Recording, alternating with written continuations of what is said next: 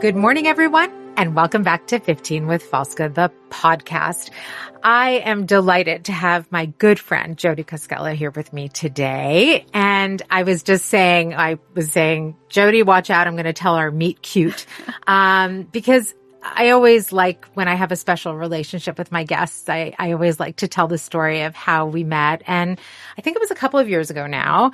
And our mutual friend, Andrea Adams, and I decided to start hosting these dinners. And each of us was allowed to invite 5 women that we thought were interesting or that we thought, other people should meet. And you were one of her 5. Yay. And we met, and it turned out we lived really close to each other. And so it's become a really close friendship, which I very much value. And you're often a sounding board for me for all things business. I like that. Because and also life. But I mean, you're such an expert in your field, and we'll talk about your background today. But you're always my go-to when I have questions about anything kind of professional or work related, because you have had so many interesting experiences. And you're somebody also I really respect, because I think, you made some very bold choices in your life. You, like me, you're a fellow American. You've been living in Italy not as long as I have, but you pivoted at a later stage in your life. You're still, of course, we're very young still, but you left a world behind. Yes. And that's always admirable. So welcome, Jodi. Thank you. What a nice intro. Thank you so much. That's the least I can do. You know I adore you. Feeling is mutual. Wow. So I mentioned briefly that you are from the States. Yeah. What I didn't mention is that you worked for quite some time in the Silicon Valley. That's actually something the two of us have in common as well, sort of our related backgrounds. And then you moved to Florence. So can you tell me a little more about that move? Like when you came to Florence, why you decided to stay, why you left what you were doing? Yeah, my story is a little, it's not very linear, because what happened was I grew up in Minnesota. Mm-hmm. And when I graduated from college, I moved to, I wanted to move to California. Mm-hmm. I did not want to move to Silicon Valley. I didn't know what Silicon Valley was. I think I actually thought it was Silicon Valley. Yeah. Remember people used to think, at least a lot of people I knew thought Silicon Valley was a place where people got breast implants and it was all plastic. Right. And I assumed that was near LA. And anyway, the reason I moved to Silicon Valley was not a conscious choice. It wasn't like, I really want to be there. I had a boyfriend who got a job there, and I moved there. So I wanted to be in California. I loved the idea of the better weather. And, I had the California myth of 90210, Melrose Place. It was the 90s. Yeah. That was what I was looking for. I didn't realize I was stepping into this whole tech world. Yeah. And because we moved to Sunnyvale, which is considered the heart of Silicon Valley. I know exactly where Sunnyvale is. Yeah.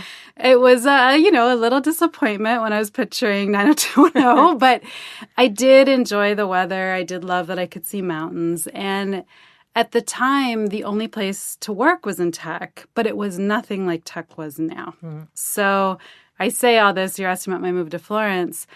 Part of what kicked off all the moves in my life was that I made this big move to California pretty unconsciously. I didn't plan it. It just sort of happened. And then by the time I decided to move to Florence, 20-some years later, that was a very conscious choice of wanting to be here, of understanding the culture here, understanding what I was leaving behind and what I was coming to, which was not the experience I had when I moved to California. I just thought sunshine and beaches. Yeah.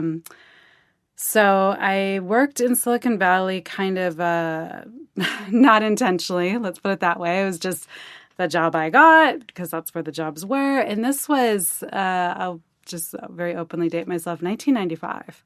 So it wasn't even .com yet. It was very different. There wasn't, there was barely internet. Yeah. We didn't even have websites. There were. It was just starting. But it was just starting. It was a lot of .edu, .gov. It was very like institutions. Yeah. And I remember very clearly the first company I worked for creating a website, and we didn't know what to do. We had a page, I'm not kidding, about the 49ers. Why? I don't know. It was just like we had a page called could. Fun, and it was like what to do in Sunnyvale, and we're big fans of the 40. I mean, it was so stupid, but at the time they were all like that. Right.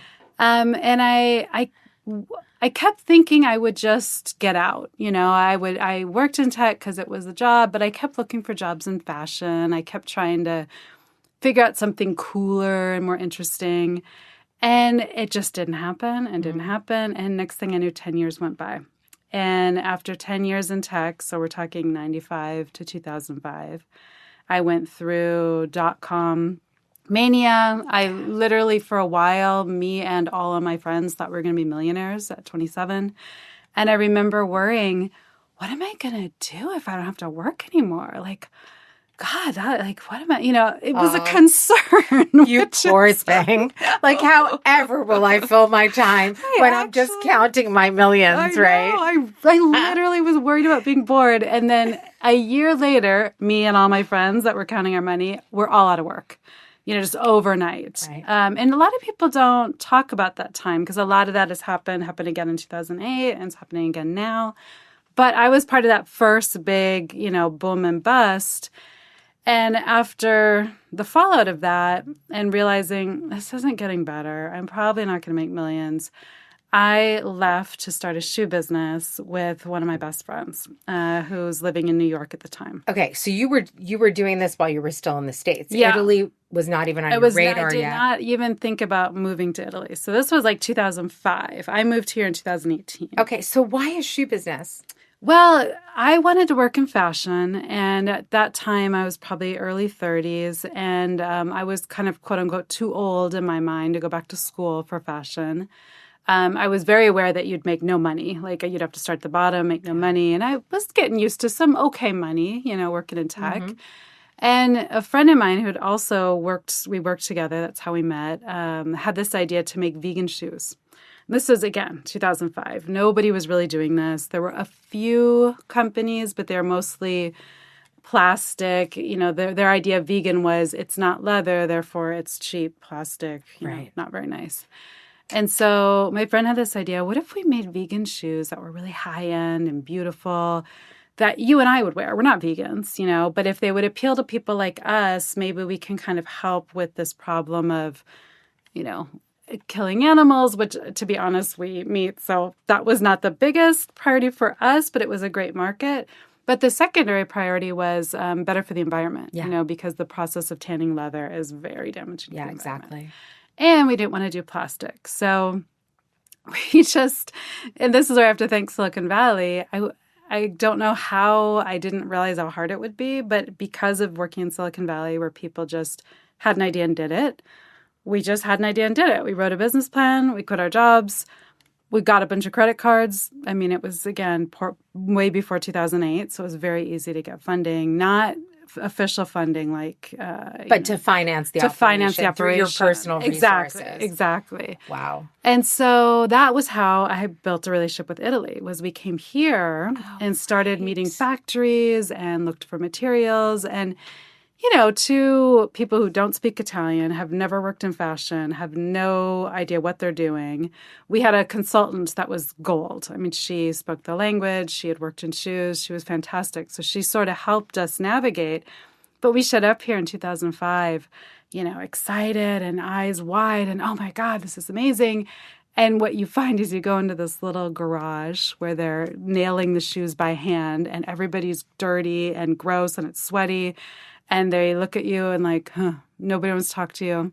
You say, we are here to make a deal with you and we're going to pay you to make our shoes. And they're like, yeah, go, just go away. Yeah. We literally had people walk us to the door. Really? We had people just look at us and say, it is not possible. Yeah. We had a lot of, it is not possible. No, impossibile, no. So we had a lot of no's, a lot of doors slammed in our faces. And we were shocked because the American business mentality was, I'm going to pay you to do something, therefore you should be thrilled, take my money and do it. And their mentality was, we don't know you. This project sounds hard. This is a lot of work for us, and we don't know if you're ever going to make any money, so, there's nothing in it for us.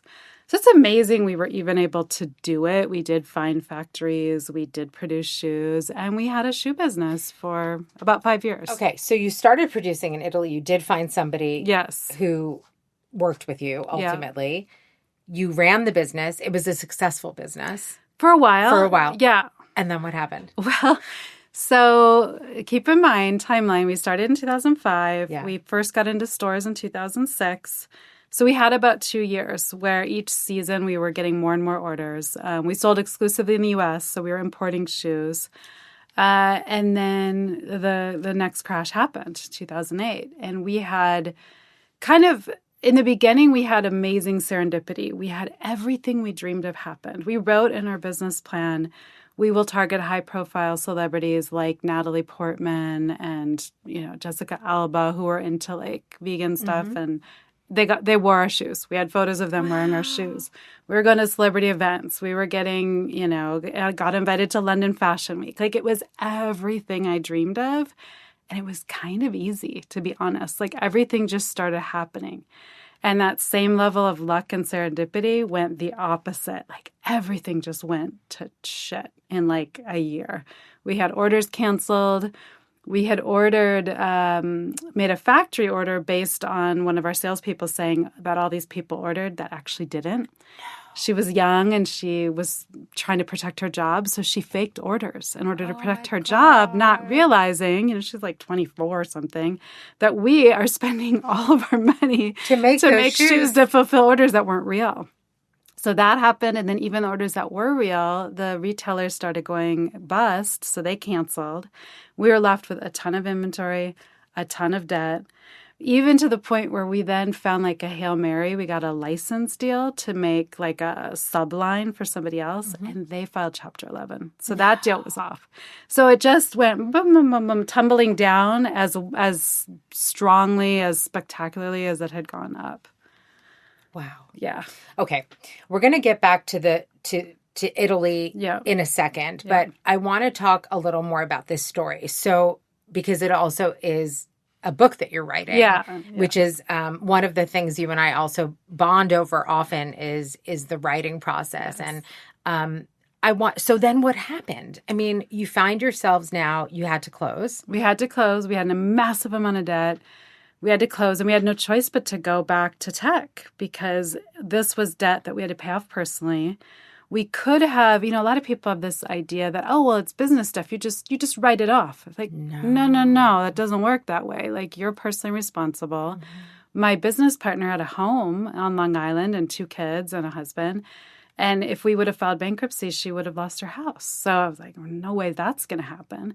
So we both went back a little bit with our tails between, tails between our legs, like our tails, and went back to tech. So now I'm going back. I got back in sort of officially in 2010. Okay. And I hadn't been fully gone. I'd only been fully gone about 3 years because I kind of consulted. Sure, you kept those relationships. Yeah. Sure, it makes sense. So 2010, I moved back to San Francisco. I had been... too long of a story, but I've been in San Diego and then New York. Anyway, I go back to San Francisco at a time when it was just pre the next bubble. I mean, 2010, there was still a lot of Occupy Wall Street people all over. There weren't a ton of jobs in the city. It was still a lot of Silicon Valley. Yeah. So then that's when Google, Salesforce, who I ended up working for, I think Facebook built like different campuses in San Francisco. And so I got a job at Salesforce. I could walk to work, and life was great for a while. I was like, why did I leave this? This is like, first of all, it was a very different tech. San Francisco was also a very different city. Very different city. The whole thing was different then. Those were different years, completely Jodi. Different years. And you think like 1995 tech was a den of gray cubicles and like guys who looked like Lord of the Rings, like very, very different. Salesforce was like a catwalk. Yeah. I am not exaggerating. I know. We'd have these Monday morning meetings, girls all lined up in Louboutins, Chanel, jewelry, really attractive guys, very frat boyish, but, good looking. Everybody was in shape. Everybody was under 40. It was like a completely different world. And at first it was really fun. I mean, I had so much fun there the first year and a half. I was there about 3 years. Okay. We had the Red Hot Chili Peppers play our conference. They had Metallica. There was celebrities that would come. Goldie Hawn did a talk for us. I mean, just like Crazy stuff. crazy, completely different than, the where it started. But then the next boom started and things just got crazy. I mean, the demands, the level of availability you were expected to have, it was really a 24/7 job. So when is this around now? Like So this 2013? it started getting pretty crazy, around 2012. It just felt like everybody was consumed by work. And the blurred lines of it was fun and there was a lot of social stuff, kind of created a lot of confusion and no boundaries. I mean, you would get emails at 2, 3 in the morning. Say I went to bed at midnight and had just finished working. I'd wake up and by 8 a.m. my inbox was so full I couldn't keep up. And you would be going from meeting to meeting to meeting, all the while getting emails, all the while having things that you're supposed to be doing. And so it felt impossible. So I kind of always tried to blame the company, and Salesforce has its issues, believe me. But I left and went to a different company that seemed nicer, a little more relaxed. They're based in Seattle. And so I thought, well, if I just change companies, it's all going to be fine. But at the end of the day, it was the same thing. Expectations, yes, they were nicer. Yes, it was more relaxed. People were more family-oriented, so they didn't work all hours of the night. But the constant needing to be attached to a device became really exhausting. Because that was also, I think that was the big game changer then also in those years because, the iPhone came out in 2007. Yeah. And then slowly, by that time, we had all become, just real victims of our phones because you could no longer. You couldn't have the excuse of I'm not at home, or I'm not reachable. You're always reachable. You're always reachable. And then to make it worse, social media came out. And that blurred line was we were asked to post on LinkedIn, like, I work for the best company ever, and look what my company did. And so you had to, promote your company in your spare time, of which there was none. Wow. So we would get sent messages, post this on LinkedIn, post this on Facebook. I do the line at Facebook. I'm like, my family in Minnesota does not give a shit about the award we just won. Like, I can't. No. But that all-consuming, and then it was what all your friends did, and then if you went out to dinner or to a bar, to anything, that's what people are talking about. It was inescapable. So when did you finally say, this is it? And where is Italy all this time? Okay, that's a good question. So my first experiences in Italy were for work, and they were not pleasant. I mean, I had fun, but, all the no's, all the people saying it was impossible. It took me a few years to really love Italy the way I do now because the work was hard. And then when I started going just for vacation, which is what I started doing when I went back to tech, I'm like, well, if I can't work in Italy, I'll start going for fun. Well, that was a lot better.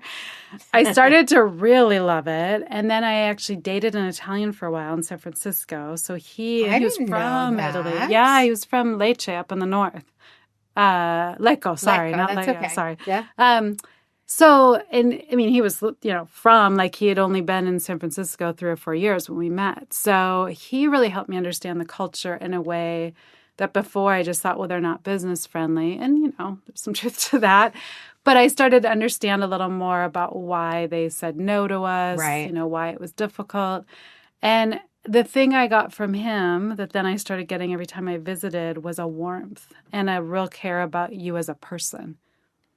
People looking at you and being like, I feel like I'm going to cry, sorry. Being like, are you hungry? Let me get you something. Let me feed you. Let me feed you. Let me give you cookies. Do you want a coffee? Like what we just went through 5 minutes ago, exactly. Right? Whereas in San Francisco at all my jobs, I used to feel apologetic if I had to go to the bathroom. It was like you're meeting to meeting to meeting. I'd be like, I'm sorry, you've been talking, so I have to go to the bathroom. Like you couldn't even do a quick bathroom break. You didn't have time to eat. You had to eat, at your desk or, at a meeting. And the care and the human connection, I started to feel more and more when I came. So then in 2016, I went to a writer's retreat. So I'd found this writer's retreat in Umbria.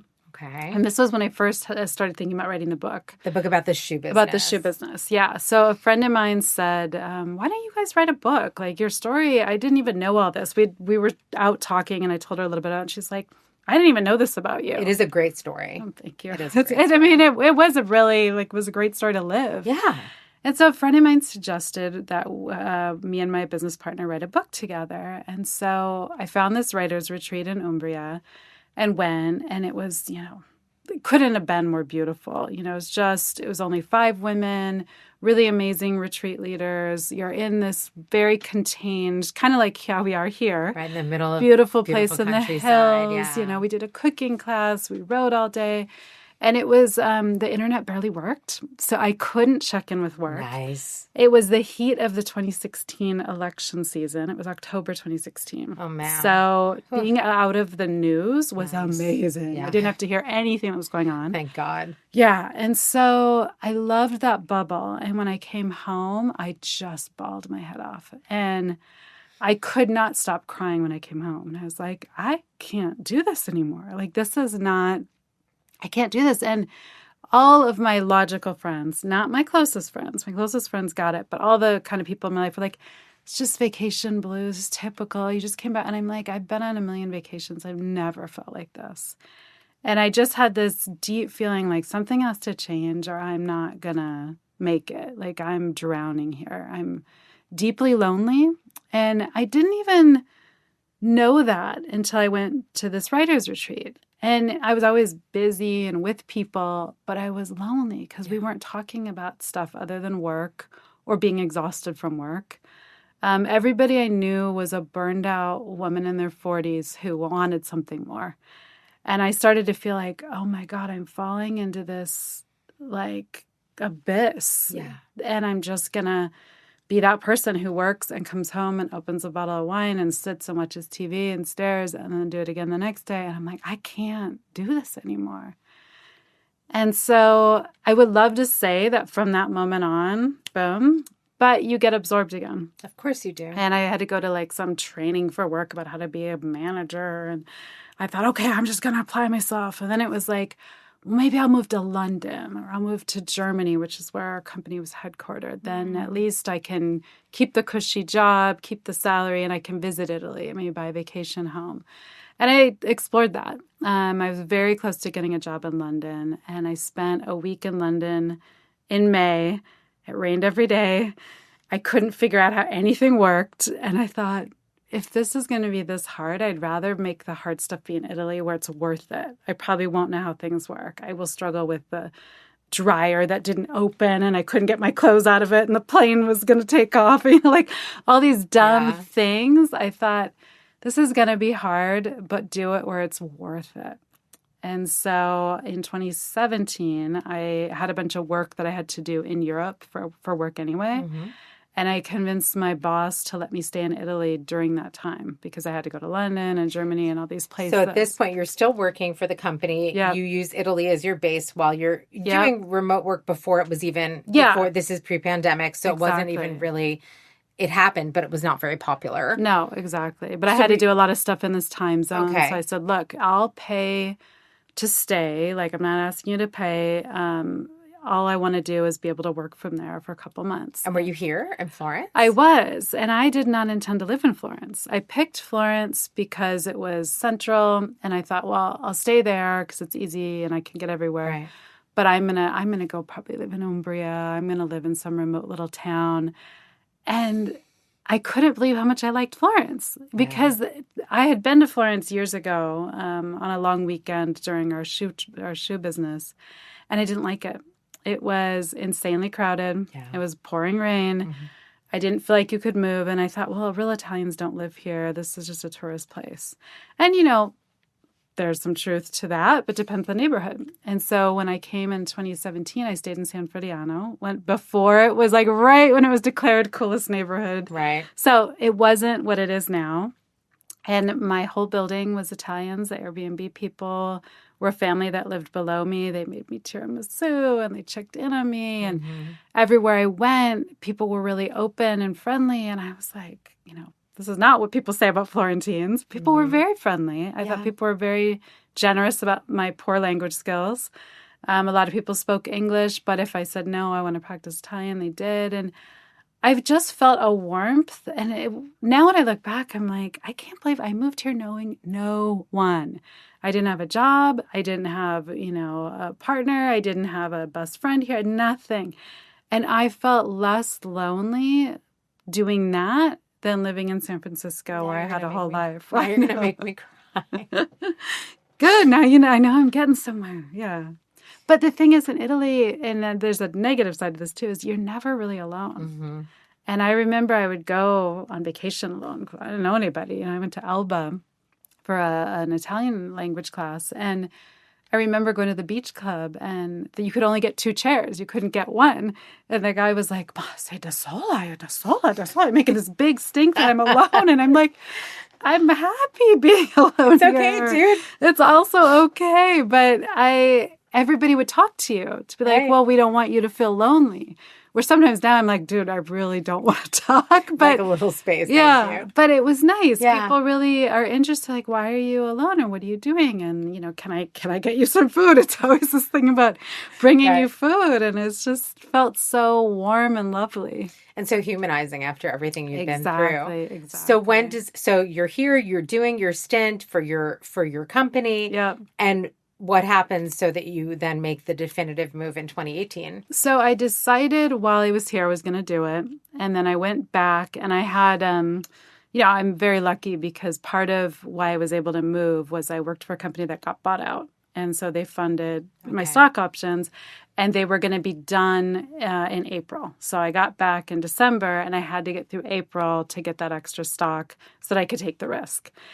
And so I sat there from December to April with a calendar where I was crossing it off like a prisoner, like every day, because it was so at that point draining and exhausting to go to these meetings about nothing. And, and part of it was we were now part of a bigger company that was very mechanical. And I would literally sit with my employees and have them tell me what they're doing and then go tell my bosses what my employees were doing. And then it was just a lot of like middle management patheticness for me. I was so bored. You must have been so bored. It sounds so boring. It was so, I was busy, but I wasn't doing anything interesting or important. Also because you weren't there anymore. No. I'd already gone. I was gone. Yeah, that was it. Yeah. You knew that you were going toward what you wanted your life to be. Yeah, which exactly. I love. This is why I admire you so much. Oh, thank you. Now I'm going to cry again. So you make the move. Yeah. I made the move, and I expected it to be very hard. A lot of people told me and enjoyed telling me it was going to be very hard. I had a lot of people say, you're going to regret this. And, if you want to come back to Silicon Valley, you better make sure you do it before you turn 50, because a woman over 50, you're never going to get a job. And I was probably like 44-ish at the time. So I was like, oh, shit, maybe that's true. Maybe it's not. But I'm like, I really hope that I don't have to do that. But I hate to say this, but I'm going to say this. It was mostly women that put that fear into me because they also wanted out and they sort of needed to think they didn't have a choice. They had to justify their life choices. Exactly. And a lot of people, Jodi, I realize as I get older, they don't want your joy. No. I know that's terrible to say. No, but it's true. I honestly, part of why I got off of Instagram was I felt like I was being that obnoxious person, being like, look at my beautiful day. And then there were times when I was having really bad days and I would see other people's and I'm like, well, God. So exactly. All that, yeah. I get it. If you're sitting in an office and you're seeing somebody living what you think is a fabulous life 24/7 and it's all not true. Yeah. Some days it's great. Some days it's not. But anyway, I got here. I laid in my bed in my apartment in Porto Romana. I landed and I was like, I am home. I had no doubts. Aww. I had no thought of like, this is, I'll try this for a year. It was just like, this is my place forever. I had no doubt. And within 6 weeks, I got a consulting gig. Not planned at all. Somebody I knew from one of my jobs was working in Ireland and they said, hey, we heard you're available. Would you want to do some consulting? Next thing you know, I've spent the last 8 years consulting, like just completely came to me. A little bit like with the shoe business. Mm-hmm. I felt like when I lined up with what was meant to be for me, it was really, really easy. And I would say Italy was not that hard for me until last year. So I had 7 years of like everything flowed and it was very easy.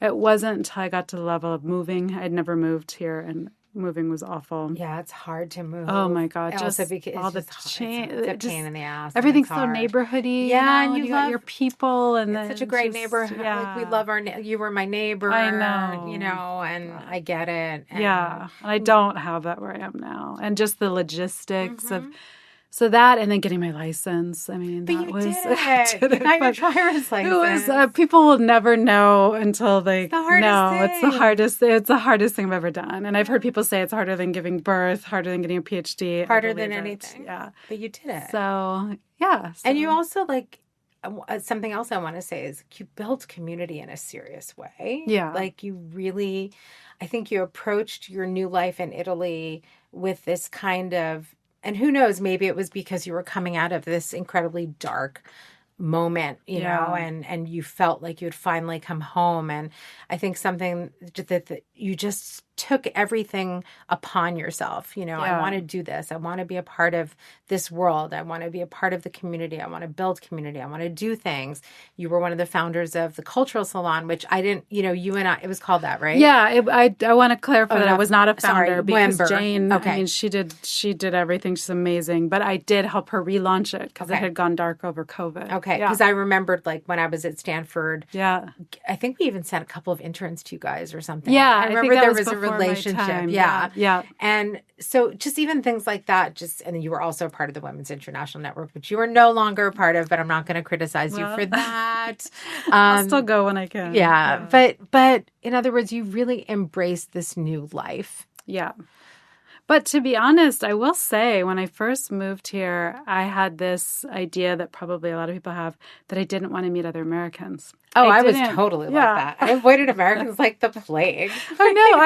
I thought that Italians would just love to be my friend and that would be the only way I'd learn the language, which is true. Yeah. Because you can very easily never learn the language if you only hang out with Americans. But very easy. I realized it took me a while to realize, like, no, this community of expats here, there's some wonderful, wonderful people. Yeah. Not everybody, but you quickly, kind of the nice thing about a small community is you can't behave that badly. And that's very different. Living in San Francisco was very anonymous, even though the city itself is actually not that big. If you had a problem with somebody, you could very easily walk around the small city and never see them. Florence, you mess with somebody, you're in big trouble. You got to make it right because you're going to see them everywhere you go and they know everybody. And there's something to that. If you think about how the internet, the worst people, it's these anonymous, trolls. In a place where everybody knows who everybody is and you can't get away with that, people behave a lot better. I think that's an interesting observation. I've never really thought of. I mean, I joke about the fact that I'm like, I also have an unusual name. So you really super careful because it's like I'm so easily identifiable. Yeah. But I've actually never really thought about it that way. Like I've known that I've lived here for almost 30 years, so I know how small it is. But I never thought about the fact that people's behavior could potentially be conditioned by the fact that it is such a small town and people do talk. Of course, people talk everywhere. I want to get back to the book for a second before we talk about your current project and also sort of all the cool things you're working on right now. So tell us a little more about the book and where you are right now and how the process has been for you. I haven't stuck to the questions at all, by the way. No, I could just like burn this piece of paper. Love it. But we're good friends. And so it kind of comes naturally to have this chat. So where are you with the book? What do you hope, in addition to the fact that I think writing a book is such a personal, milestone, if you will, but what do you hope as you write it that readers take away from it? Oh, that's a good question. I think one of the challenges of writing a book about a business that didn't make it is that there's not a lot out there that's like this. People write about heartbreak. They write about loss. They write about losing a person. Business memoirs, which you could sort of say this is, it's also a memoir about our friendship, about finding your place in the world.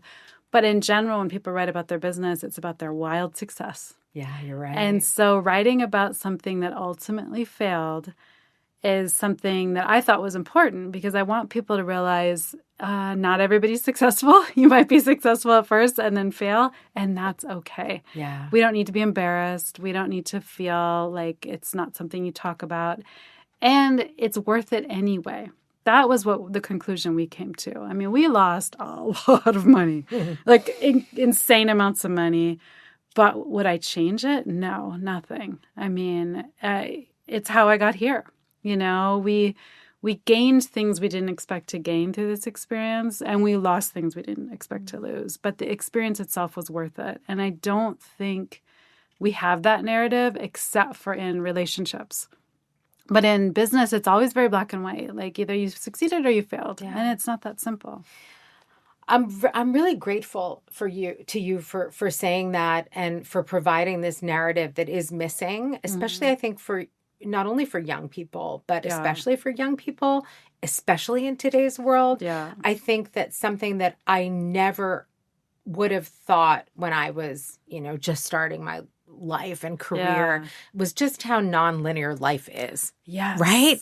Like personally, professional, on every level. Every level. And I love that you say that. Like it was so important though, because even though it was a quote unquote failure, it wasn't, because it helped define all these other things that then you did with your life. I mean, this huge move or understanding that you no longer fit in that model of corporate America and that your real calling was probably something more creative. Yes. So let's talk about that. So tell me what you're doing right now. So in addition to finishing the book, by the way. Yeah, which we can't wait to read. The book is very close to done. Yay! Our challenge with the book is just we don't know how to pitch. We're learning that. So welcome to the club, honey. Yeah, I mean, we've got 60,000 words, which I used to think was too little, but I just read yesterday that's enough. No, actually, for like a debut author's kind of book, publishers don't want anything too long. Oh, that's perfect. Because readers don't have the attention span anymore. Yeah, I get it. So luckily, we're pretty much done. It's just a matter of getting it in the right hands. Okay. And I know probably everybody says this, but it would be so great on like a Netflix. It would be such a great series because you could make it beautiful with showing Italy. Yeah. There's a lot of nostalgia for 90s and early 2000s, which would be so fun to show all of that. So that is one of the projects, is getting that book published and maybe doing something more with it. And the second is, the whole reason I started doing the shoe business is that I wanted to work in fashion. Exactly. I didn't want to work in Devil Wears Prada style fashion. I wanted to work in a way where I was creative and doing things that were practical, high fashion. It's fun to look at, but it's not practical. I mean, we're all just getting up and running to the grocery store and doing things. And, in America, everybody just wears their athleisure. Yeah, athleisure all the time. But, I got tired of that. I did it too. But it's so fun to dress up if you can feel comfortable, if you can feel, like the fabric feels good on your skin, and you can feel feminine. Mm-hmm. And so I'm creating... This is just like no. Just say whatever you want. I get that you're protecting your intellectual property. I mean, I'm basically starting a small line of women's clothing that is made of very high quality materials. I want everything to be natural, so linens, cottons, silks, no poly. If there's a teeny bit of stretch, like 5% lasting, a little stretch is helpful. But my idea is to have some easy pieces that are very feminine and look a little dressy, but easy to wear, comfortable, breathable, things that you and I would want to wear, Make our lives easier. Exactly. And a lot of it is geared around travel, because I want some pieces that you can throw in your bag, that you can wash in the sink at the hotel, hang over the heated towel rack, and be done. Perfect. So a lot of it is, I spent many years, both for work and for pleasure, traveling and trying to fit, 2 weeks worth of things in a small carry-on. And so the idea is more around that. So hopefully I'll be able to have another conversation with you when it's real and launched. But yeah, for sure. right now I'm making samples. I'm working with a modelista in Milan and having a lot of fun with it. So, yeah. So this is a really, and and I was thinking as you were talking about this chapter of your life, how much all of these other parts of your life then gave birth to this idea. Right. Jodi is traveler. Jodi is someone who moved across the world. You and I were even talking about this. I recently went on a business trip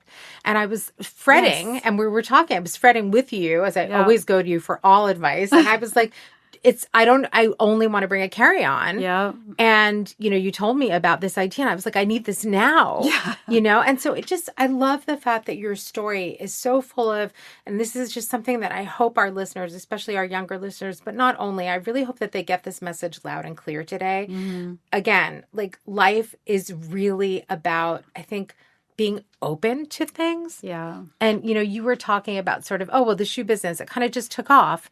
And then this consulting thing kind of just happened.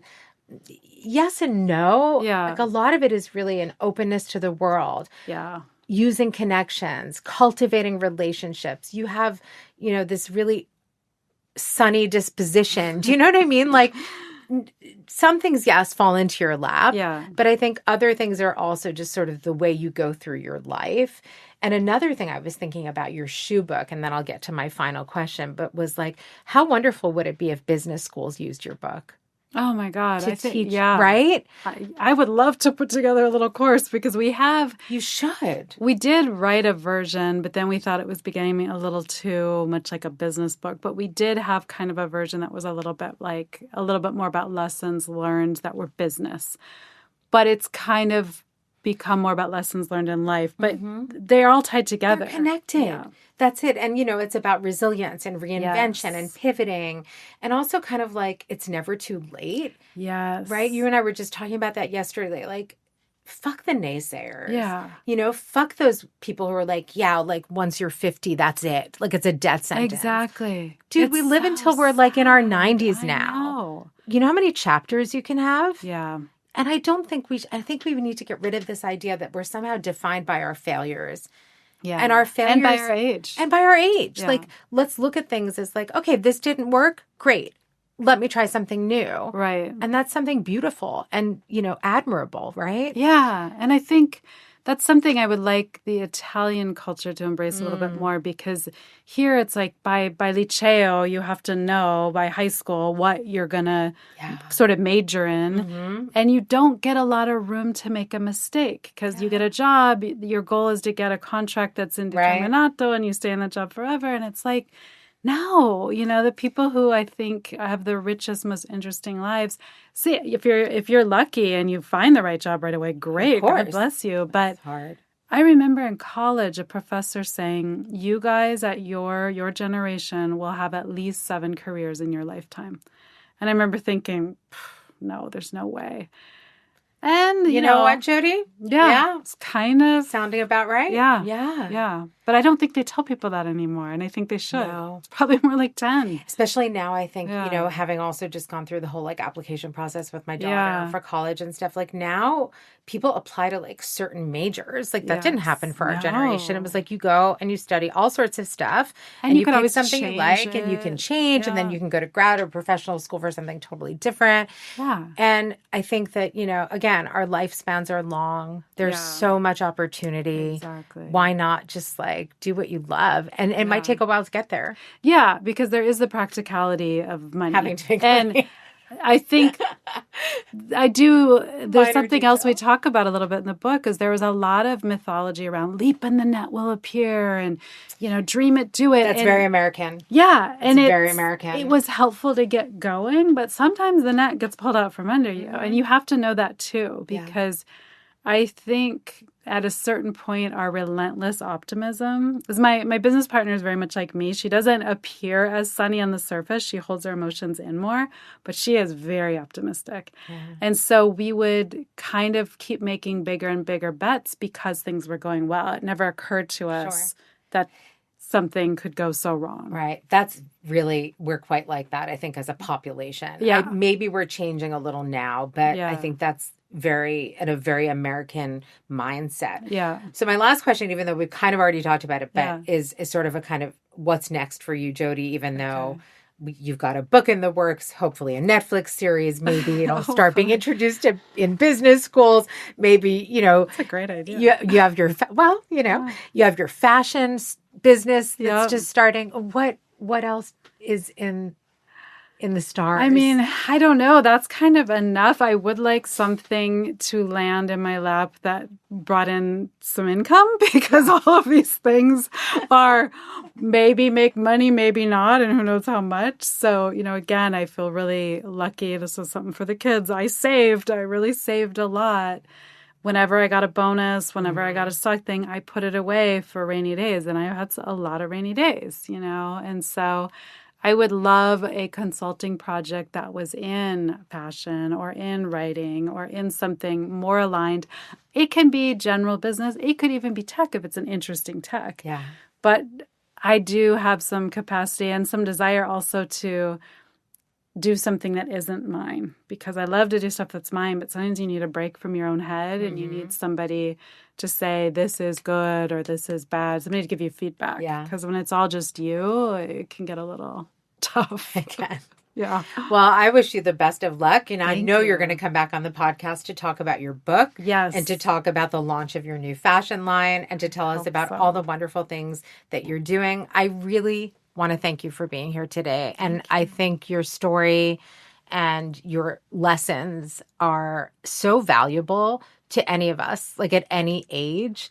And I'm very fortunate to be your friend. Oh, thank you so much. And to have you in my life as my sounding board and my guru for all things business, and not only also astrology, but we'll talk about that next time. Yeah, that's a whole other thing. That's a whole other thing. Thank you so much. This has been so fun. I love you and appreciate you so much. Oh, I love you too.